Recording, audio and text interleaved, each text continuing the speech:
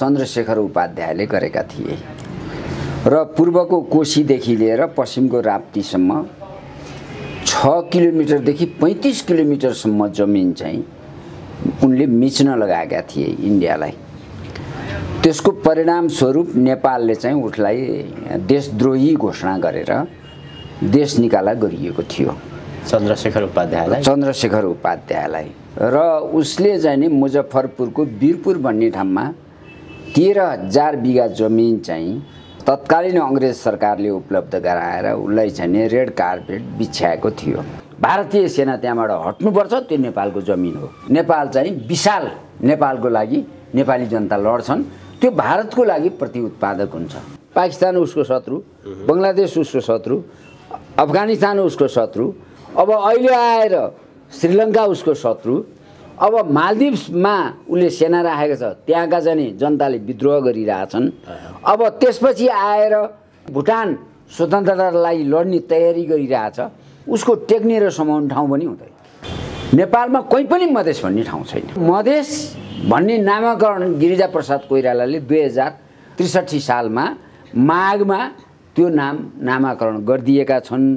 त्यो कारण के हो त भन्दाखेरि मधेस टुक्र्याउनलाई नेपालमा चाहिँ तपाईको क्रिस्चियनहरूले ठुलो भूमिका खेलिरहेको। गिरिजाप्रसाद कोइरालाले अहिले दक्षिण कोरियाको जुन मुन आइन केपी ओलीको पालामा, केपी ओलीले मुनको हातबाट होली वाइन खायो, त गिरिजाप्रसाद कोइरालाले मुनको लोग्नीको हातबाट होली वाइन खाएको थियो। 2019 सालभन्दा पछि आएर बसोबास गर्ने, मूलतः नेपालको तराईलाई टुक्र्याएर भारतमा गाभ्न चाहने, यो चाहिँ इन्दिरा गान्धीले त्यो मिसनै चलाएको थिइन् 1975 मा। एमसीसी पारित गरेको भोलिपल्टदेखि हतियार उठ्छ। एमसीसी पास गर्नेहरू सबै असुरक्षित हुन्छन्। अमेरिकाले अर्को 100 वर्ष पुर्छ, अर्को 100 वर्ष कुरिरहन्छ। उसले नेपालीलाई ध्वंस गरेर पनि चीनलाई ध्वंस गर्ने छ उसको योजना। भोलि त अमेरिकन बम गोला बारुद त यहाँ न खस्छ। चीनले अमेरिकाको प्रतिरोध गर्यो भने त्यो खस्ने त फेरि यहीँ हो।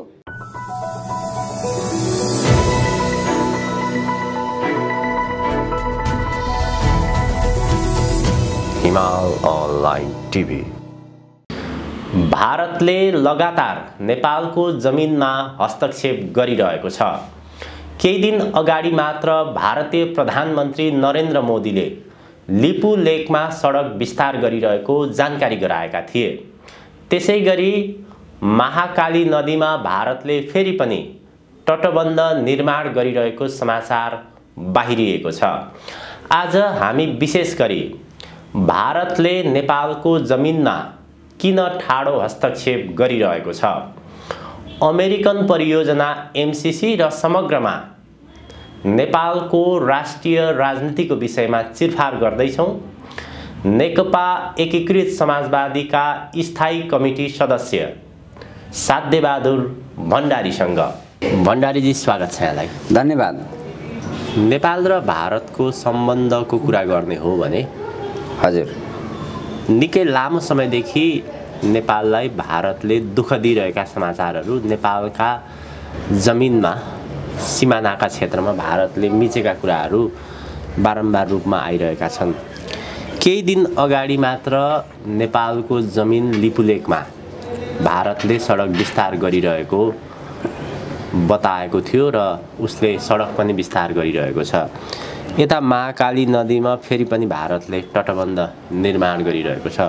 जुन भारतले नेपालमा लगातार त्यो जमिन मिच्ने काम गरिरहेको छ, यसमा सरकार पनि मौन छ, राजनीतिक दलहरू पनि मौन छन्। यसरी भारतले नेपालमाथि हेपा प्रविधि के कारणले गरिरहेको छ, नेपालको जमिनमा उसले किन एकतर्फी रूपमा सडक निर्माण गरिरहेको छ, सीमानाका मिचिरहेको छ, त्यहाँबाट सुरुवात गरौँ आजको यो विशेष कार्यक्रम।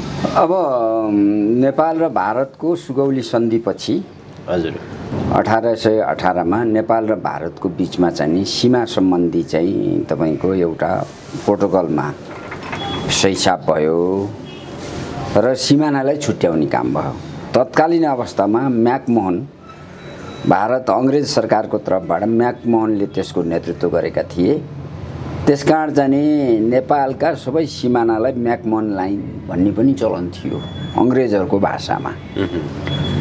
तर जति जमिनहरू नेपालले प्राप्त गरेको थियो त्यो जमिनहरूलाई मिचाउने काम तत्कालीन अवस्थामा चन्द्रशेखर उपाध्यायले गरेका थिए र पूर्वको कोशीदेखि लिएर पश्चिमको राप्तीसम्म 6 किलोमिटरदेखि 35 किलोमिटरसम्म जमिन चाहिँ उनले मिच्न लगाएका थिए इन्डियालाई। त्यसको परिणामस्वरूप नेपालले चाहिँ उसलाई देशद्रोही घोषणा गरेर देश निकाला गरिएको थियो चन्द्रशेखर उपाध्यायलाई। र उसले चाहिँ नि मुजफ्फरपुरको वीरपुर भन्ने ठाउँमा 13,000 बिघा जमिन चाहिँ तत्कालीन अङ्ग्रेज सरकारले उपलब्ध गराएर उसलाई चाहिँ नि रेड कार्पेट बिछ्याएको थियो। यो एउटा इतिहासको सन्दर्भ मैले किन उठाएँ भन्नुहुन्छ भने गुरु गजराज मिश्र र चन्द्रशेखर उपाध्याय अङ्ग्रेजको दलाल थिए भन्ने कुरा दुईजनालाई यो पहिलोपटक धेरै मिडियाले अहिले लेखेका पनि छन्। चन्द्रशेखर उपाध्याय र गजराज मिश्र सुगौली सन्धिको जसले सुगौली सन्धिमा हस्ताक्षर गरे र सुगौली सन्धिलाई तत्कालीन सरकारले देशद्रोही गजराज मिश्रलाई गरेन, तर जानी तत्कालीन सरकारले चन्द्रशेखर उपाध्यायलाई चाहिँ देशद्रोही घोषणा गरेर उसलाई चाहिँ देश निकाला गरिएको थियो। अहिले हामीले पनि उठाएको कुरा के हो भन्दाखेरि जस्तो एमसीसीमा जति जुन तहको राष्ट्रघात हैन एमसीसी मार्फत कमरेड केपी ओलीको पालामा भएको छ हैन, त्यसका मूल नायक चाहिँ तपाईको युवराज खतिवडा हुन्। त्यसकारण उनलाई चाहिँ देशद्रोही घोषणा गर्नुपर्छ भन्ने माग अहिले उठिरहेको छ, हामीले उठाइरहेका छौँ हैन। उसलाई राष्ट्रद्रोही घोषणा गर्नुपर्छ, देशद्रोही घोषणा गर्नुपर्छ। त्यसको श्रृङ्खला त एमसीसी को श्रृङ्खला त हैन। अब तपाईको खिलराज रेग्मीको पालादेखि देखिन्छ हैन। खिलराज रेग्मी त्यो त तपाईको हरकत उनीहरूले 2004 देखि नै गरे। 2012 देखि त अब तपाईको जाने नेपाल ग्रोथ डाइनेस्टिक भनेर चाहिँ तपाईको योजनाबद्ध ढङ्गले काम गरे नेपाल सरकारलाई काखी च्यापेर हैन। तर जाने बाबुरामको सरकार जब जाने 2012 मा चाहिँ नेपालमा स्थापित भयो हैन, र बाबुराम भट्टराईले नै तपाईको राष्ट्रियताको सौदाबाजी गर्ने शर्तमा एउटा एमसीसीमा सही गर्ने, अर्को चाहिँ लगानी बोर्ड गठन गर्ने यो शर्तमा अमेरिकाको उनले भ्रमण गरे। नत्र भने अमेरिकाले उसलाई आतंककारीको बिल्ला लगाएको थियो र अमेरिका भ्रमण गर्न दिएको थिएन। त्यसकारण बाबुरामजी यसको मुख्य प्रायोजकको रूपमा बाबुरामजीलाई लिनुपर्छ। दोस्रो आएर चाहिँ तपाईको जाने 2017 सेप्टेम्बर 14 मा आएर ज्ञानेन्द्र बहादुर कार्कीले सही गरे हैन। अब एमसीसी भन्या चाहिँ एउटा कम्पनी हो, एउटा कम्पनीको बोर्डको उपाध्यक्षसँग देशको अर्थमन्त्रीले गएर सही गर्नु त्यो एउटा लज्जाजनक स्थिति हो। फेरि पनि त्यो कैयौं राष्ट्रघाती बुँदाहरू त्यसमा राखिएका थिए यो एमसीसी र यो एमसीसी को विषयमा म टुङ्ग्याइदिइहाल्छु। तर चाहिँ नि तीनटा कुरा फेरि पनि त्यहाँ सरकारको चाहिँ तीनटा कुरा, एउटा ज्ञानेन्द्र बहादुर कार्कीले सही गर्दाखेरि नेपाल चाहिँ आइपीएस को अङ्ग बन्ने छ अथवा एमसीसी को परियोजना लागू गर्ने चाहिँ आइपीएस को अङ्ग बन्ने छ भन्ने कुरा अमेरिकन सरकारले निर्णय गरेको थिएन तत्कालीन अवस्थामा। त्यो अक्टोबरमा आएर निर्णय गर्यो। दोस्रो कुरा चाहिँ नि नेपाल सरकारले उसलाई चाहिँ नियन्त्रण गर्ने प्रशस्त ठाउँहरू राखिएको थियो त्यहाँ एमसीसीलाई। तेस्रो कुरो संसदमा गएर पारित गर्नुपर्ने थिएन। तर केपी ओली आइसकेपछि केपी ओली आइसक्दाखेरि 21 सेप्टेम्बर 2019 मा त 10औं पटक अमेरिकाले एमसीसी को पैसा लगानी गर्ने कुनै पनि दक्षिण पूर्व एसियाको मुलुक चाहिँ स्वतः आइपिएसको अङ्ग बन्नेछ अथवा इन्डो पेसिफिक रणनीतिको जो चाहिँ सुरक्षा रणनीति हो अमेरिकाको त्यो सुरक्षा रणनीतिको अङ्ग बन्नेछ भन्ने कुरा निर्णय गरिसकेको थियो एउटा। दोस्रो कुरा चाहिँ उनले राज्यको भूमिका जो चाहिँ पहिला थियो बाँकी अमेरिकाको त्यो एमसिसीलाई कहीँ पनि नियन्त्रण गर्न नसक्ने बरु नेपाल सरकारलाई अमेरिकाले नियन्त्रण गर्ने एमसिसीले नियन्त्रण गर्ने गरेर चाहिँ नि उनले सम्झौता गरे। र तेस्रो कुरो त्यो कुरालाई त्यो फर्मेटलाई सर्वोच्च निकायबाट निर्णय गरेर कानुनभन्दा माथि राख्नको लागि चाहिँ संसदमा लगेर संसदको बहुमतले निर्णय गर्ने त्यो खालको निर्देशन चाहिँ उनले गरे। यसले गर्दाखेरि त्यो ज्ञानेन्द्र बहादुर कार्कीले गरेको एमसिसीको सम्झौता राष्ट्रघाती नै थियो। तर त्योभन्दा लाखौँ गुणा राष्ट्रघाती चाहिँ केपी ओलीले गरेको छ। त्यसकारण त्यो केपी ओलीको सबै काम गर्नको लागि मुख्य वाचकको रूपमा युवराज खतिवडा भए हुनाले उनलाई देशद्रोही घोषणा गरेर हैन उनलाई त्यही अनुसारको कारबाही गर्नुपर्छ भन्ने माग उठाएका छौँ। हजुर, एमसिसीको यहाँले उठान गरिहाल्नुभयो। अब यसको सन्दर्भमा अहिले यो विषय जसरी पेचिलो बन्दै गएको छ, बाबुराम भट्टराईको पालाबाट सुरु भएको नेपाली कङ्ग्रेसका सभापति अहिलेका प्रधानमन्त्री नै थिए त्यति बेला त्यो सम्झौता हुँदाखेरि ज्ञानेन्द्र बहादुर कार्कीले एमसिसीको सम्झौतामा हस्ताक्षर गर्दाखेरि भनेको अमेरिकाले अलिकति पत्याएको व्यक्ति पत्याएको पार्टी चाहिँ नेपाली कङ्ग्रेस नै देखियो भनेपछि एमसिसीको सवाललाई लिएर अहिले हामीले त्यसरी पनि निर्णय नगरौँ। हजुर, तर मुख्य चाहिँ नि खलनायक 3 जना हुन्। को नेपालमा? हजुर, एकजना चाहिँ तपाईँको जाने डाक्टर बाबुराम भट्टराई जसले सुरुवात गरे। दोस्रो चाहिँ अब शेरबहादुर देउवा एमसिसीको बारेमा। तेस्रो चाहिँ सबैभन्दा महाखलनायक चाहिँ केपी ओली हुन्। यति 3 जना नै हुन्। र सम्भावना भोलि के हुन सक्छ भन्दाखेरि अमेरिकाले आउने चुनावमा तपाईको जाने विपुल धनराशि खर्च गराएर आउने संसदबाट पारित गराउने शर्तमा यो 3 जनाको एउटा संयुक्त मोर्चा बनाइदिन सक्ने सम्भावना छ। केपी ओली, बाबुराम भट्टराई र शेरबहादुर देउवा। हजुर, आगामी निर्वाचनमा जस्तै यो केही दिन अगाडि मात्र अर्ली इलेक्सनमा जानुपर्छ भनेर प्रचण्ड, शेरबहादुर, माधव कुमार नेपालहरूले एक खालको प्रस्ताव ल्याए। तत्कालको लागि यो क्लोज पनि भएको छ च्याप्टर।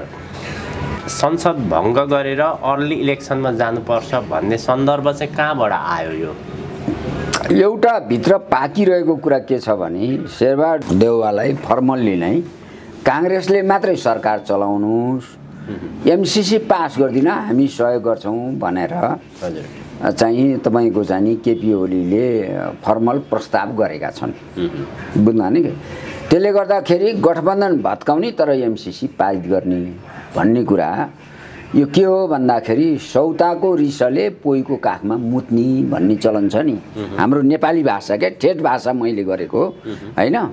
तपाईँको जाने के हो त भन्दाखेरि देश चाहिँ युद्धको भुमरीमा होम्दिने लगेर किन अमेरिकाको एमसिसी पारित गर्ने भने त सोझै नेपाललाई अफगानिस्तान र इराक बनाउने कुरा न हो। अफगानिस्तान र इराक बनाउन देशलाई तयार, तर रिसिभी चाहिँ माधव नेपालबाट र तपाईँको प्रचण्डबाट साध्ने केपी ओलीको जुन यो डिडक्सन हैन ध्वंसात्मक प्रवृत्ति छ यो अत्यन्त निन्दायोग्य छ।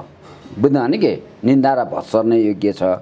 तर उहाँको हरकत जसरी पनि अहिले जाने गठबन्धन भत्काउने एमसिसी पास गर्ने भन्ने तहको जुन हरकत छ त्यो हरकतलाई प्रचण्डजीले जवाफ दिएको हो भन्ने मलाई लाग्छ। अहिलेको गठबन्धनको सरकारले एमसिसी पास गर्न सक्ने अवस्था देखिएन, त्यो छानकाट देखिन्छ।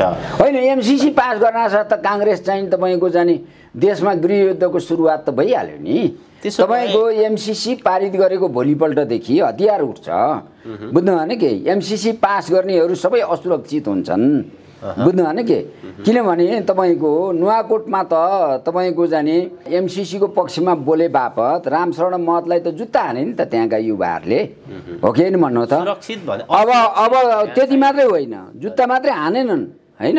अब जाने केन्द्रीय सदस्यबाट नि ऊ बाइपास भयो, अब उसको राजनीति सिद्धियो। छ पटक अर्थमन्त्री भएको मान्छेको पनि राजनीतिक चाहिँ नि तपाईँको ब्याकग्राउन्ड सिद्धिनु भनेको त यो ठुलो दुर्घटना हो नि काङ्ग्रेसभित्रको। अब भोलि चाहिँ नि यदि शेरबहादुर देउवाले एमसीसी पास गर्न सबै चाहिँ नि यत्रो देशवासीहरूको यत्रो चाहिँ नि तपाईँको गर्दै पनि आए भने जुन सांसदले एमसीसी पास गर्नलाई तयारी गर्छन् होइन र नेपाली जनताले चाहिँ तपाईँको क्रियात्मक कार्यक्रम अगाडि बढाउँछन्। त्यो क्रियात्मक भने के हो त भन्दाखेरि तपाईको आक्रमणकारी कार्यक्रम अगाडि बढाउनु पर्ने हुन्छ। सवालमा त एमसीसी को विपक्षमा नै उभिएको देखिन्छ। ठुलो जनमत छ नि तपाईको जानी ठुलो जनमत छ। गाउँबाट जानी तपाईको जुत्ता लाएर खेद्ने तपाईको जानी ढुङ्गा हानेर लखेट्ने देखि लिएर दुनिया काम सुरु भइहाल्छ नि। त्यो त सधैँ छ। तर एमसीसीलाई लिएर अमेरिका स्वयं आफैले के भनेको छ भने एमसीसी तपाईहरु जति चाँडो टुङ्गो लगाउनुस् हामी निर्वाचनसम्म कुर्न सक्दैनौँ भन्ने खालको जवाफ पनि पठाएको छ। अमेरिकाले अर्को 100 वर्ष कुर्छ। अर्को 100 वर्ष अर्को 100 वर्ष कुरिरहन्छ उसले। किन त भन्दा ऊ यसको कहिल्यै पनि अन्त्य हुने परियोजना होइन यो। बुझ्नु भने के अमेरिकाको। किनभने यसमा रणनीति गाँसिएको छ होइन। तपाईको के हो त भन्दा उसको युद्ध नीति भनेको होइन हामीले 7 वटा देशलाई अहिले हेर्दाखेरि उसको युद्ध नीति प्रकट हुन्छ। एउटा अफगानिस्तान ध्वंस भयो, जमिन मरुभूमि भयो होइन। त्यहाँका युवा बालबच्चा युवा र लोग्ने मान्छे मारेर सिधिए 5 लाख जति। आइमाईलाई सबै अमेरिकनहरूले बेस्या र रन्डीको जानी तपाईँको दर्जामा खसालिदियो र बालबच्चाहरू सबै कुपोषणको शिकार भएर अहिले बच्चा बेचेर जीवन निर्वाह गर्नुपर्ने ठाउँमा अमेरिकाले पुर्याइदियो। अफगानिस्तानकै अविगत। इराक ध्वंस भयो, सिरिया ध्वंस भयो। बुझ्नु भने के अब तपाईँको लिबिया ध्वंस भयो। अब जाने तपाईँको भेनेजुएला र टर्की ध्वंस गर्ने उसको भावी योजना छ। एमसीसी मार्फत उसको फेरि ध्वंस गर्ने चाहिँ रुस, उत्तर कोरिया, इरान र चीन ध्वंस गर्ने उसको परियोजना छ। चीन छ हाम्रो सिमाना गाँसिएको छ होइन। त्यो सिमाना गाँसिएको कारणले गर्दाखेरि नेपालीलाई ध्वंस गरेर पनि चीनलाई ध्वंस गर्ने छ उसको योजना। त्यसकारण जाने चीनको सुरक्षाको लागि हामी बोलिरहेका छैनौँ।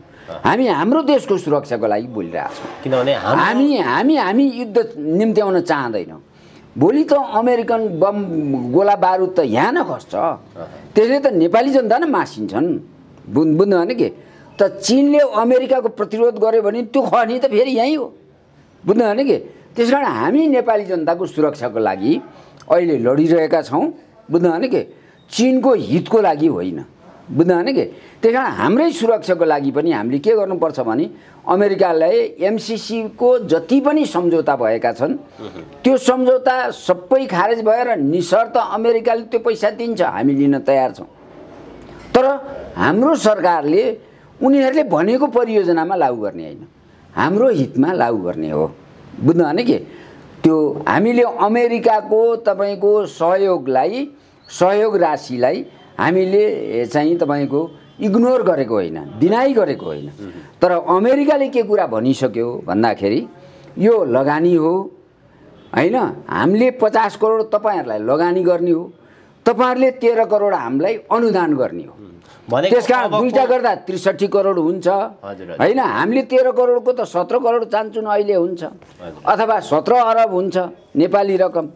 त अमेरिकाले दिएको चाहिँ तपाईको 50 करोडको चाहिँ तपाईको 60 अरब जति हुन्छ नेपाली रकम। दुईटा जोड्दाखेरि 75-76 अरब रुपियाँ हुन्छ।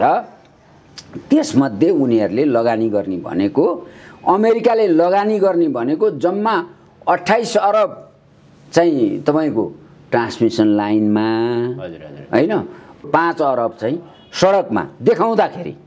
तर त्यही के कुरा उल्लेख भएको छ भने संसदबाट पारित भइसकेपछि हैन त्यो जति संरचना बन्छ त्यो अमेरिकाको सम्पत्ति हुन्छ।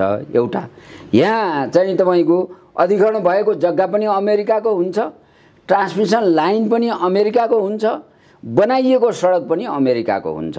एक दोस्रो कुरो त्यहाँ चाहिँ बिना भिसाका मान्छेहरू आउँछन्, नेपाली जनताले भिसा हेर्न पाइँदैन। बुझ्नु भने के जुनसुकै देशका अपराधी पनि एमसीसी मार्फत नेपालमा भित्रिन पाउने भए। र तेस्रो कुरो नेपालको कानुन लागू हुँदैन, अमेरिकाको वर्तमान कानुन र भावी भविष्यमा बन्ने कानुन दुईटै लागू गर्ने त्यसमा प्रतिबद्धता जनाइएको छ। चौथो कुरो यो भारतसँग गाँसिएको छ। भारत र अमेरिकाको संयुक्त परियोजना बनाएर यसलाई ल्याइएको छ।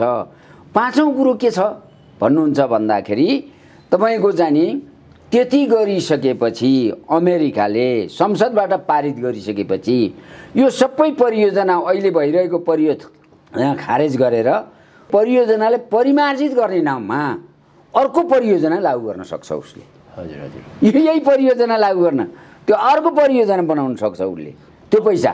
त्यसकारण अमेरिकाको आर्थिक नीतिमा राष्ट्रिय हित केबाट प्रदर्शन हुन्छ, उसको सुरक्षा नीति केबाट प्रदर्शन हुन्छ, त्यसैमा लगानी गर्ने हो।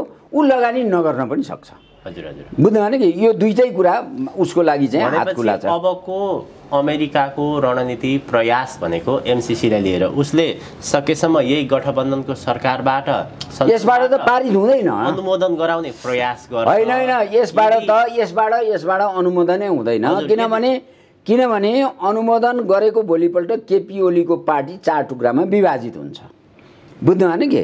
किनभने केपी ओलीको सहयोग बिना तपाईको यो अनुमोदन हुँदैन। अनुमोदन भएको भोलिपल्ट केपी ओलीको पार्टी 4 टुक्रामा एमाले विभाजित हुन्छ हैन। एउटा केपी ओलीको पार्टी भयो, एउटा क्रिश्चियन नारीवादी र तपाईको जातिवादीको भयो दोस्रो, तेस्रो भीमराव लगायतका साथीहरूको भयो तेस्रो, चौथोमा माओवादीहरू त्यहाँबाट तत्काल निक्लने सम्भावना हुन्छ। र यो शर्तमा तपाईको केपी ओलीले चाहिँ आएर अनुमोदन गराउन गाह्रो छ। शेरबहादुर देउवाको पनि पार्टी 2 टुक्रामा विभाजित हुन्छ अनुमोदन गर्न साथ। किन त भन्दा शेखर कोइराला चाहिँ तपाईको चाहिँ विद्रोहको लागि तयारी गर्ने भनेर चाहिँ भित्रभित्र लागिसक्नुभयो। अब भोलि रामचन्द्र पौडेलहरू विद्रोहको तयारीमा जान्छन्, गर्दाखेरि त्यो पनि टुक्रिन्छ। अब अर्कोतिर चाहिँ तपाईको प्रचण्डजीहरू पनि अहिले एमसीसीलाई लिएर चाहिँ उहाँहरूले नयाँ कार्यदल गठन गर्ने भनेर तयारी गरिराख्नु भएको छ। त्यो शर्तमा यो संसदभित्र यो पारित हुने सम्भावना छैन हैन। तर अर्को सम्भावना के हो त भन्दाखेरि अमेरिकाले त्यो परियोजना लागू गर्नको लागि बाबुराम भट्टराईलाई एक ठाउँमा ल्याउने, केपी ओलीलाई अर्को ठाउँमा ल्याउने र केपी ओलीले पार्टी भत्काएर पनि एमसीसी पारित गर्ने ठाउँमा पुग्छन्। बाबुराम भट्टराई त अब तपाईको उपेन्द्र यादवसँग चाहिँ अब निक्लने सम्भावना बढेर गइसक्यो र शेरबहादुर देउवा अर्को, यो तीनटाको चाहिँ गठबन्धन भयो भने कांग्रेस पनि भत्किन्छ, एमाले पनि भत्किन्छ। तपाईको यसले चाहिँ नयाँ खालको एउटा ध्रुवीकरण ल्याउँछ र नेपालमा गृहयुद्धको सुरुवात हुन्छ। हजुर, मैले सुरुवातमा उठाएको विषय पुरा हुन पाएको छैन। जस्तै तत्कालीन प्रधानमन्त्री केपी शर्मा ओली हुँदाखेरि कालापानी, लिपुलेक, लिम्पियाधुरा सहितको नक्सा, जुन नक्सालाई चुचे नक्सा भनियो, त्यो नक्सा केपी शर्मा ओलीले जारी गरे। भारतले त्यति बेलैबाट त्यो नक्सालाई स्वीकारेको अवस्था देखिएन। उसले त आरोप पनि लगायो कसैको उक्साहतमा, भन्नुको अर्थ सोझो सिधा भाषामा चीनको उक्साहतमा केपी शर्मा ओलीले नेपालले लिम्पियाधुरा सहितको नक्सा जारी गर्यो, जुन क्षेत्रफल भारतकै हो भनेर उसले भनेको थियो। र पछिल्लो समय लिपुलेक क्षेत्रमा उसले बाटो पनि निर्माण गरिरहेको छ। भारतको नेपालप्रतिको रणनीति के हो खास? किन नेपाल भारतले एउटा नयाँ राजनैतिक नक्सा जारी गर्यो 2 नोभेम्बर 2019 मा। त्यसमा चाहिँ नि उसले कश्मीरको सम्पूर्ण भूभाग, त्यो त कश्मीर त 3 भागमा विभाजित छ हैन। एउटा भूभाग चाहिँ लद्दाख लगायतका केही भूभाग चाहिँ तपाईको चीनतिर परेको छ कश्मीरको, केही भूभाग भारततिर परेको छ 45% जति, झन्डै 35% जति चाहिँ तपाईको चाहिँ पाकिस्तानतिर परेको छ र अनि चीनतिर चाहिँ 20% भूभाग जति परेको छ। त्यसको एलएसी भन्छ हैन। तर भारतले नक्सा जारी गर्दाखेरि त्यो सम्पूर्ण कश्मीरलाई आफ्नै बनाएर नक्सा जारी गर्यो, जसको कारणले चिनियासँग प्रतिरोध गर्दा 20 जना सेना चाहिँ उनीहरू ठहरै भए हैन। पहिलो कुरो म त्यहाँ स्मरण गराउँछु। ठिक त्यही बेलामा त्यही नक्सामा नेपालको लिपुलेकदेखि लिम्पियाधुरासम्मको 40,000 हेक्टर जमिन र सुस्ताको 14,500 हेक्टर जमिन समेत हालेर नक्सा जारी गर्यो हैन। अब केपी ओलीलाई के थाहा थियो भन्दाखेरि 2055 सालमा 54 सालमा महाकाली सन्धि गर्ने बेलामै एमालेको तत्कालीन पार्टीले केपी ओलीको संयोजकत्वमा एउटा चाहिँ कार्यदल बनाएको थियो। त्यो लिम्पियाधुरा लिपुलेक नेपालको भन्ने कुरा त्यतिखेरै केपी कमरेडलाई थाहा थियो। पहिलो कुरा म तपाईँलाई त्यो स्मरण गराउन चाहन्छु। दोस्रो कुरा, भारतले सुगौली सन्धि हुनुभन्दा 2 महिना अगाडि अङ्ग्रेज सरकारले एउटा नक्सा निकालेको छ हैन, जुन नक्साको बारेमा ठुलो बहस चल्यो र तपाईँको काली नदी चाहिँ तपाईँको अहिलेको लिम्पियाधुराबाट निक्लेको जोलिङकाङ हिमालबाट निक्लेको नदीलाई काली नदी भनेर उनीहरूले निकालेका छन्। त्यसपछि चाहिँ जे आदम भन्ने चाहिँ तपाईँको चाहिँ भारतको तत्कालीन मुख्य सचिव हैन, निमित्त मुख्य सचिवले नेपालको वंशालाई लेखेको पत्रमा त्यो चाहिँ जोलिङकाङ हिमालबाट निक्लेको काली नदीभन्दा पूर्वको जमिन चाहिँ भारतको नेपालको हो है, त्यहाँ अब उपरान्त कुनै पनि पैसा मालपोतहरू नउठाउनु भनेर लेखेको पत्र छ। यो दोस्रो भयो। तेस्रो 1818 मा नक्सा निकाल्यो, 1816 मा नक्सा निकाल्यो भारतले, 1827 मा नक्सा निकाल्यो, 1834 मा, 1836 मा, 1846 मा, 1856 सम्म निकालेको 13वटा नक्सामा तपाईको जोलिङकाङ हिमालबाट निक्लेको लिम्पियाधुराको माथिको क्षेत्रबाट निक्लेको हिमाल निक्लेको पानी जुन स्रोत छ त्यसलाई नै काली नदी मानेको छ। अब पछि आएर नक्सामा विवाद सुरुवात गरे हो भारतले र नेपालले 2015 सालमा 15 सालको चुनावमा 634 जना मतदाताले त्यहाँबाट नेपालमा तपाईको मतदान गरेका छन् हैन, र 2018 को जनगणनामा त्यहाँका मानिसहरूले नेपालमा जनगणना गरेका छन् हैन। त्यो 2036 सालको जनमत संग्रहमा पनि त्यहीका मानिसले नेपालमा जनमत संग्रहमा पनि भाग लिएका छन् हैन। त्यसकारण चाहिँ भारतको यो निन्दायोग्य जुन कदम छ हामी त्यसको निन्दा गर्छौं, भत्सना गर्छौं। केपी कमरेडले त्यति चाहिँ नक्सा जारी गर्नुभयो, त्यो सकारात्मक छ, राम्रो काम गर्नुभयो। अब त्यो नक्साको लागि भावी पुस्ताले भारतसँग लडेर त्यो जमिन फिर्ता लिन्छन् र नेपाल सरकारले त्यहाँबाट भारतीय सेना हटाएको निर्णय गरेको भोलिपल्ट भारतीय सेना त्यहाँबाट हट्नुपर्छ। त्यो नेपालको जमिन हो, त्यो नेपालको जमिन हो। सुगौली सन्धिलाई मान्ने हो भने हैन, सुगौली सन्धिलाई मान्दैन भने नेपाल चाहिँ विशाल नेपालको लागि नेपाली जनता लड्छन्। त्यो भारतको लागि प्रतिउत्पादक हुन्छ। किन भन्दाखेरि भारतको दक्षिण पूर्व एसियामा उसको रणनीति फेल भयो। त्यो ऊ फेल भयो किन भन्नुहुन्छ भने पाकिस्तान उसको शत्रु, बङ्गलादेश उसको शत्रु, अफगानिस्तान उसको शत्रु, अब अहिले आएर श्रीलङ्का उसको शत्रु, अब मालदिभ्समा उसले सेना राखेको छ, त्यहाँका जाने जनताले विद्रोह गरिरहेछन्। अब त्यसपछि आएर तपाईको जाने भुटान स्वतन्त्रतालाई लड्ने तयारी गरिरहेछ। नेपाल एउटा मित्र हो, तर नेपाललाई पनि चिड्याउँछ भनेदेखि उसको टेक्ने र समाउने ठाउँ पनि हुँदैन। त्यसकारण चाहिँ भारतले तुरुन्त सेना हटाउने त्यहाँबाट र जाने नेपाललाई त्यो जमिन सुपुर्दगी गर्नुको घोषणा गर्नुभन्दा अर्को विकल्प छैन। नेपाल सरकारले यसलाई अन्तर्राष्ट्रिय मञ्चमा उठाउनु पनि सक्छ। अन्तर्राष्ट्रिय मञ्चमा उठाउनुभन्दा पहिला भारतीय सेना त्यहाँबाट हटाउने निर्णय सरकारले गरेपछि भारतीय सेना हट्नै पर्छ, नहटी सुकै पाउँदैन। एउटा त भारतीय प्रधानमन्त्री नरेन्द्र मोदीले लिपुलेक लिम्पियाधुरा क्षेत्रमा भारतले जुन सडक विस्तार गरिरहेको छ त्यो भारतकै हो भनेर उसले बारम्बार रूपमा भनिरहेको छ र यदि त्यो सडक बनाउने क्रममा कसैले अवरुद्ध गरे हामी त्यसको प्रतिकार गर्छौं, हामी पछि हट्दैनौं भन्ने खालको एउटा जवाफ पनि पठाएको छ। एउटा यो कुरा। अर्को, लिम्पियाधुरा क्षेत्रमा भारतले बारम्बार नेपालको जमिन चलाउनुको कारण अथवा यसका पछाडिका रणनीति, यसलाई त्यो जमिन चलाएर उसले जे उक्साहट गर्न खोजिरहेको छ, युद्धतर्फ होमिनु खोजिरहेको छ, यसको पछाडिको रणनीति चाहिँ खास के अलिकति डरलाग्दो छ भनेर भनिन्छ। होइन, अब रणनीतिक रूपमा कुरा गर्ने हो भने त भारतका कतिपय क्षेत्र हाम्रो रणनीतिक महत्त्वको छ। हो कि होइन भन्नु त, कलकत्ता हाम्रो रणनीतिक महत्त्वको छ नि त, कलकत्ता हाम्रो हो भनेर भन्ने र हामीले हो कि भन्नु त त्यहाँबाट समुद्र बाटो पाइन्छ होइन अब चाहिँ नि तपाईँको चाहिँ नि फुलबारी हाम्रो लागि रणनीतिक महत्त्वको छ बङ्गलादेशसँग व्यापार गर्न पाइन्छ अब त्यो हाम्रो हो भनेर भन्ने हो र सिलगढी हाम्रो लागि रणनीतिक महत्त्व छ नि त दार्जिलिङ हाम्रो रणनीतिको महत्त्वको छ होइन त्यसकारण चाहिँ नि उसको रणनीतिक महत्त्वको होस् वा नहोस् हामीलाई त्योसँग सरोकार छैन जमिन हाम्रो हो कि होइन भन्ने बारेमा तीनवटा एउटा नक्साको आधार एउटा स्थानीय जनताले हकभोगको आधार बुझ्नु होइन कि एउटा अब अर्को चाहिँ नि पुराना दस्तावेजको आधार यो तीनटै आधारमा नेपालको अब जहाँसम्म भारतले चाहिँ त्यो रणनीतिक महत्त्वको भनेको छ त्योभन्दा रणनीतिक महत्त्व त हाम्रो छ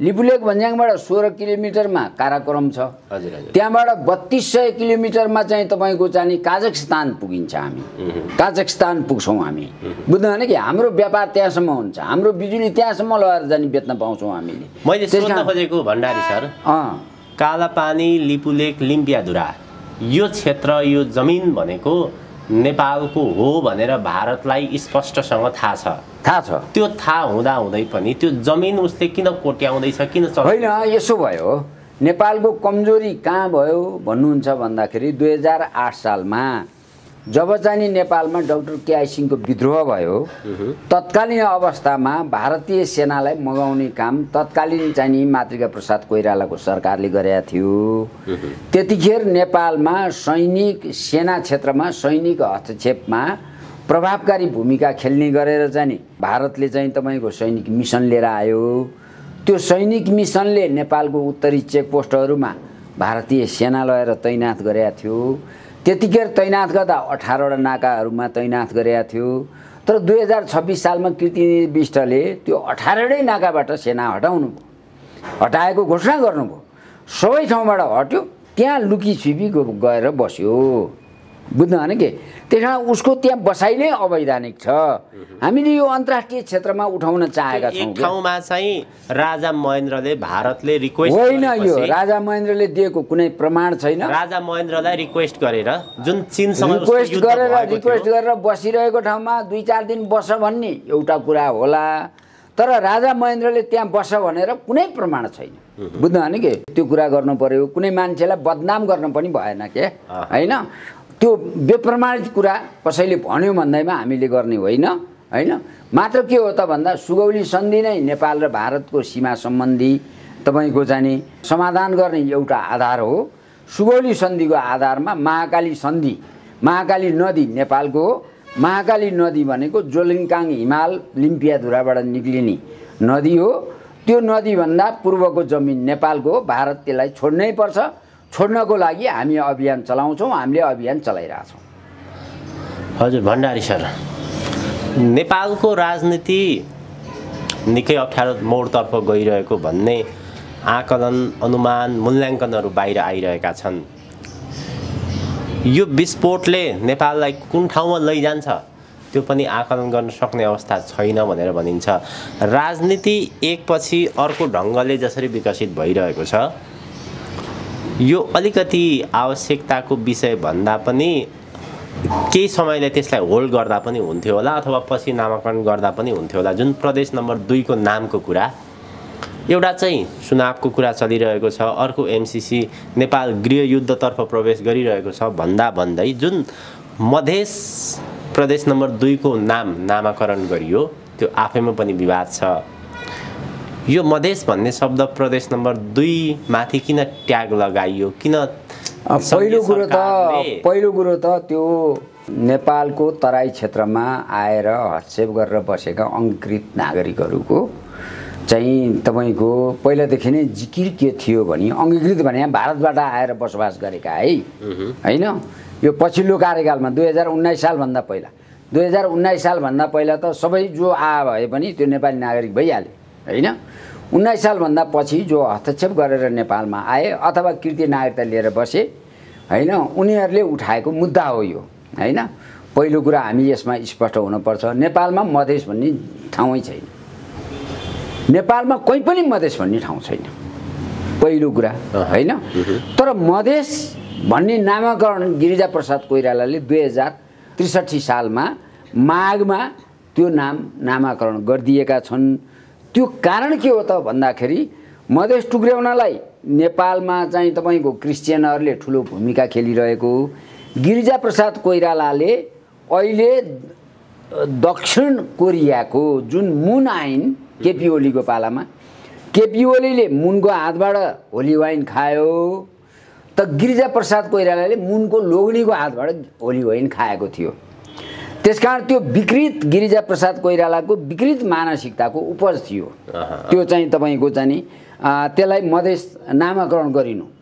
अब दोस्रो कुरा के हो त भन्दाखेरि मध्यदेश भने हो, त्यो मधेस भने मध्यदेशबाट आएका नागरिक चाहिँ छन् फेरि नेपालमा, हैन? नेपालमा 5 वटा जातिहरू छन्। एउटा खस आर्य, हैन? एउटा वैदिक आर्य भने यो सिन्धु घाटीको सभ्यताबाट नेपालभित्र प्रवेश गरेर बसेका आर्य मूलका हैन मानिसहरू हुन्, जसलाई हामीले चाहिँ तपाईँको चाहिँ तराईमा बस्ने अत्यधिक जनसङ्ख्यालाई हामी इङ्गित गर्न सक्छौँ। त्यसपछि चाहिँ तपाईँको चाहिँ द्रविड भने कोचेमेचेहरू जो चाहिँ तपाईँको चाहिँ बङ्गालको खाडीबाट विकसित भएर नेपालमा आएर बसेका छन्, झापातिर हुनुहुन्छ उहाँहरू। अब त्यसपछि चौथोमा आएर चाहिँ मङ्गोलहरू भए, हैन? पाँचौँमा आएर किराँतहरू भए। यो सबै जातिहरू चाहिँ हामी बाहिरबाट आएका हौँ, बुझ्नु भने के? कोही 3000 वर्ष पहिला आयौँ, कोही 5000 वर्ष पहिला आयौँ, कोही 8000 वर्ष पहिला आयौँ होला, आयौँ होला। जस्तो अब इरान हुँदै रुसबाट विकसित भएर आएको आर्य, खस आर्य, हैन? सिन्धु घाटीको सभ्यताबाट नेपालमा आएर बसोबास गरेको चाहिँ वैदिक आर्य भयो। मङ्गोलतिरबाट जाने तपाईँको हिमालको डाँडो भन्दै यतातिर पर्छ नि मङ्गोलहरू भए, हैन? किराँतहरू चाहिँ यो सबैको चाहिँ तपाईँको किराँत भने चाहिँ थारूहरू भए, हैन? अहिलेका थारूहरू भए, राईहरू भए। अब त्यसपछि चाहिँ दनुवारहरू भए, कुमालहरू भए, धिमालहरू भए, राजवंशी। अब यो किराँत समुदायभित्र पर्छन्। र अर्को चाहिँ तपाईँको चाहिँ कोचेमेचे मैले भनिहालेँ। यो चाहिँ तपाईँको चाहिँ यहाँ उत्पत्ति भएको भने अब चाहिँ वन मान्छे पनि छन् यहाँ, जस्तो चाहिँ तपाईँको पश्चिमतिर चाहिँ राउटेहरू छन्, हैन? उहाँहरूको उत्पत्तिको बारेमा चेपाङहरू छन्, उहाँहरूको उत्पत्तिको बारेमा हामीले खोजी नीति गर्नुपर्छ। नत्र भने जो होल्ड भएका जातिहरू छन् उनीहरू नेपालमा आएर मिलिजुली बसोबास गरेको, त्यो पनि बुझ्नु भने के? त्यो एउटा जातिले अर्को जातिलाई घृणा गर्ने होइन, मिलिजुली बसोबास गरेको जातिहरू हुन्, हैन? त्यसकारण मधेस भन्ने त कहीँ छँदै छैन, हैन? त्यो त के भयो भने 2019 सालभन्दा पछि आएर बसोबास गर्ने, मूलतः नेपालको तराईलाई टुक्र्याएर भारतमा गाभ्न चाहने। यो चाहिँ इन्दिरा गान्धीले त्यो मिसनै चलाएको थिइन् 1975मा। त्यो 1975मा नेपालको तराईलाई फुटाएर भारतमा गाभ्ने मिसन चलाउँदाखेरि आरके यादवको अहिलेको किताब छ, बाहिर बजारमा पाउनुहुन्छ, मिसन र भन्ने। त्यो आधारमा चाहिँ के देखिन्छ त भन्दाखेरि राजेन्द्र महतो, महन्त ठाकुरहरू चाहिँ त्यसका कार्यकर्ता देखिन्छन्, जो नेपाली होइनन्, बुझ्नु भने के? र इन्डियाको सुरसण्ड भन्ने ठाउँमा बस्ने महन्त ठाकुर, इन्डियाको कोहरबा भन्ने ठाउँ बस्ने राजेन्द्र महतो, उनीहरू दुईटैको नागरिकता छानबिन गर्ने हो नि उनीहरू नेपाली ठहरिनन्। त उनीहरूको प्रभावमा परेर जुन खालको निर्णय गिरिजाप्रसाद कोइरालाले गरे त्यो निन्दायोग्य र भत्सर्न योग्य थियो। तर अब मधेसी जनताको, मधेसी भनौँ हैन, जुन चाहिँ जनताहरू हुन्, मधेसी जनता छन् फेरि नेपालमा, उहाँहरूको चाहिँ तपाईँको माग के हो त भन्दाखेरि 5000 वर्षदेखि गौतम ऋषिले जनकपुरलाई आबादी गर्नुभएको छ, बुझ्नु भने के? अनि अब राजा जनकले हैन 4000 वर्षभन्दा पहिला चाहिँ नि 4200 वर्षभन्दा पहिला चाहिँ अब राजा जनकले त्यहाँ चाहिँ राज्य गरेको इतिहास छ, हैन? अब रामको कुरा गर्नुहुन्छ भने 4200 वर्ष 4300 वर्ष पहिलाको कुरा हुन सक्छ भन्ने छ, हैन? अब चाहिँ तपाईँको चाहिँ गौतम ऋषिको र तिरहुत भन्ने फेरि एउटा पवित्र ठाउँ छ तराईमा। अर्को हाम्रो चाहिँ तपाईँको चाहिँ मैथिल भन्ने भाषा छ, हेर्नुहोस् है। जानकी भन्ने जाने हाम्रो एउटा पवित्र जाने जुन हाम्रो चेली रामसँग बिहा गरेको स्थिति हो। त्यसले गर्दाखेरि अब कोशी सभ्यताबाट त्यो प्रदेश बनेको छ हैन। त्यसकारण त्यसलाई कोशी प्रदेश पनि राख्न सकिन्थ्यो, त्यसलाई जानकी प्रदेश पनि राख्न सकिन्थ्यो, त्यसलाई जनक प्रदेश पनि राख्न सकिन्थ्यो, त्यसलाई भाषाको हिसाबले मैथिल प्रदेश पनि राख्न सकिन्थ्यो हैन। त्यो सम्मान हुन्थ्यो के। त्यसलाई चाहिँ तपाईको गौतम ऋषिको नाउँबाट जाने गौतम प्रदेश पनि राख्न सकिन्थ्यो। तर केही पनि नराखिकन जुन चाहिँ तपाईको हुँदै नभएको भूभागको रूपमा उनीहरूले परिभाषित गरे, त्यो चाहिँ अर्काको उक्साहटमा गरिएको काम हो। फेरि दुःखको कुरा के हो त भन्दाखेरि हाम्रो देशको सबैभन्दा गरिबी 2 नम्बर प्रदेशमा छ, त्यसको चाहिँ निकास उत्तरको अर्को देशसँग छैन। हेर्नुहोस् है, अब त्यसको जाने तपाईको आफ्नो सम्पदाको हिसाबले कुरा गर्ने हो भने त्यो चाहिँ सगरमाथाको सबै आम्दानी 2 नम्बर प्रदेशमा जानुपर्छ, किनभने 2 नम्बर प्रदेशको अत्याधिक जिल्लाहरू सगरमाथा अञ्चलमा पर्छ। हेर्नुहोस्, बुझ्नु होइन के। त्यसकारण चाहिँ उनीहरूले माग गर्न पर्ने कुरा के थियो भनेदेखि चीनको प्रविधि, चीनको चाहिँ तपाईँको विकास होइन सँग हामीले साझेदार हुनको लागि हाम्रो 2 नम्बर प्रदेश यो चाहिँ तपाईँको तराई मात्रै कटाएर त्यो पनि भारतको अत्याधिक गरिबी भएको क्षेत्र युपी र बिहारसँग गाँसिएको छ। यो हामीलाई अस्वीकार्य छ। हाम्रो चाहिँ प्रदेश वहाँसम्म लगेर चाहिँ गाँसियोस् एउटा कुरा भनेर चाहिँ त्यहाँका मान्छेले स्थानीय जनताको माग थियो। त्यो मागलाई लत्याएर जुन खालका काम भएको छ त्यो चाहिँ तपाईको त्यहाँका जनताको हुर्मत लिने काम भएको छ। यो दुःखद क्षण हो भन्ने मलाई लाग्छ। अन्त्यमा भण्डारी सर, अब नेपालको राजनीति कसरी अगाडि बढ्छ, कहाँ गएर टुङ्गिन्छ यो गन्जागोल राजनीति? अब यो गन्जागोल र उथलपुथलकै घडीको बीचबाट हैन नेपालमा वामपन्थी र देशभक्तहरूको सरकार बन्ने सम्भावनातिर मुलुक जान्छ। बुझ्नु होइन के। किन त भन्दाखेरि तपाईको अहिले राजनैतिक पार्टीको सुरुपुरो हिसाब गर्दाखेरि कांग्रेसभित्र पनि प्रचुर विवाद भएर आयो हैन। शेरबहादुर देउवाको आफ्नै लिगेसी भन्नुहुन्छ भने सत्ता सञ्चालन गरेको लिगेसी छैन उहाँसँग। त अब शेखर कोइरालाको लिगेसी भने चाहिँ हिजोदेखि सरकार र सत्ता सञ्चालन गरेको लिगेसी छ। त्यो लिगेसी अब चाहिँ नि तपाईको त्यहाँभित्र चाहिँ तपाईको प्रकट भएर आयो एउटा हैन। रामचन्द्र पौडेलहरूले बाध्य भएर चाहिँ तपाईको जानी शेखर कोइरालालाई सहयोग गर्न पर्ने हुन सक्छ हैन। अब यता जाने तपाईको जाने शेरबहादुर देउवाजीको आफ्नै लिगेसी भने त्यस्तो नभए हुनाले हैन उहाँको चाहिँ पैसा हैन तपाईको जाने अब माफियाहरूको बलमा मात्रै हो उहाँले सत्ता चलाउने। अब नेपालमा माफियाहरूको बलबाट सत्ता चल्दैन हैन। दोस्रो अब कमरेड केपी ओलीको पार्टी एमाले 4 टुक्रामा विभाजित हुने सम्भावना बढेर गयो। किन त भन्दा केपी ओलीजीले जुन खालको हट अहिले जाने तपाईको एमसीसीमा देखाउनु भयो त्यसले उहाँलाई अमेरिकन साम्राज्यवादको दलाल शक्तिको रूपमा त्यो पार्टीलाई रूपान्तरण गर्छ हैन। दोस्रो तेस्रोमा आएर अर्को माओवादी शक्ति हो। माओवादी शक्तिको चाहिँ तपाईको चाहिँ भारतसँग गरेका विभिन्न सम्झौताहरूले उहाँहरूलाई विवादमा ल्याउँछ र पार्टीभित्र प्रवेश गरेका ठुला ठेकेदार र माफियाहरूले गर्दाखेरि त्यो पार्टीलाई रूपान्तरण गर्नको लागि चाहिँ नि तपाईको दलाल पुँजीवादी शक्तिको रूपमा रूपान्तरण गर्न कोसिस गरिरहेछ। त्यहाँ अन्तर्विरोध चलिरहेछ। तर धेरै साथीहरूले अहिले चाहिँ जनयुद्धमा हिजोको जनयुद्ध माओवादीले आफ्नो सोचेको जनयुद्धमा रगत पसिना बगाए हुनाले त्यो अन्तर्विरोधमा उहाँहरू हार्नुहुन्छ कि जित्नुहुन्छ अहिले निश्चित छैन। त्यसलाई वाम पार्टी बनाउने कि तपाईको प्रतिक्रियावादीहरूको पार्टीमा रूपान्तरित गर्ने भन्ने बारेमा त्यो निदो छैन। अहिले त्यो चलिरहेछ। अब अहिले चाहिँ नि तपाईको पुष्पलालले स्थापना गरेको तपाईको पुष्पलालले स्थापना गरेको एउटा चाहिँ लिगेसी हैन त्यसको निरन्तरता र त्यसको अङ्गवरण गर्ने एउटा संकल्प।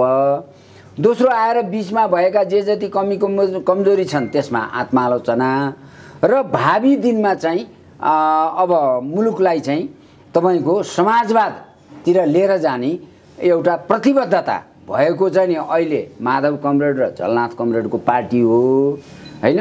त्यसको मैले भविष्य देख्छु। त्यो वामपन्थी र देशभक्तहरूको पार्टी बन्छ। र अरू पार्टीहरू जुन चाहिँ तपाईँको नेकपा मसाल छ, नेपाल मजदुर किसान पार्टी छ, नेकपा माले छ, अब नेकपा भन्ने चाहिँ विप्लवहरूको छ, नेकपा भन्ने ऋषि कट्टेलको छ, अब नेकपा माओवादी क्रान्तिकारी भन्ने चाहिँ तपाईँको चाहिँ मोहन वैद्यहरूको छ। यी सबै पार्टीहरू चाहिँ बुझ्नुभयो नि कि उहाँहरू मिलेर नयाँ एउटा विकल्प दिनुभयो भनेदेखि त्यसले एउटा आकार ग्रहण गर्न सक्छ। अन्यथा त्यो चाहिँ वामपन्थी तथा देशभक्त पार्टीसँग नै उहाँहरूको पुनर्मिलन भएर जान्छ र नयाँ खालको ध्रुवीकरण हुन्छ र यसै बिचबाट नै हामीले देशभक्त र वामपन्थीहरूको चाहिँ तपाईँको सरकार निर्माण गर्ने दिशामा चाहिँ हामी जान सक्छौँ। हस्, आजको यो महत्त्वपूर्ण समय र विचारको लागि आभारी छु। यहाँलाई धेरै धेरै धन्यवाद। हजुर, धन्यवाद छ।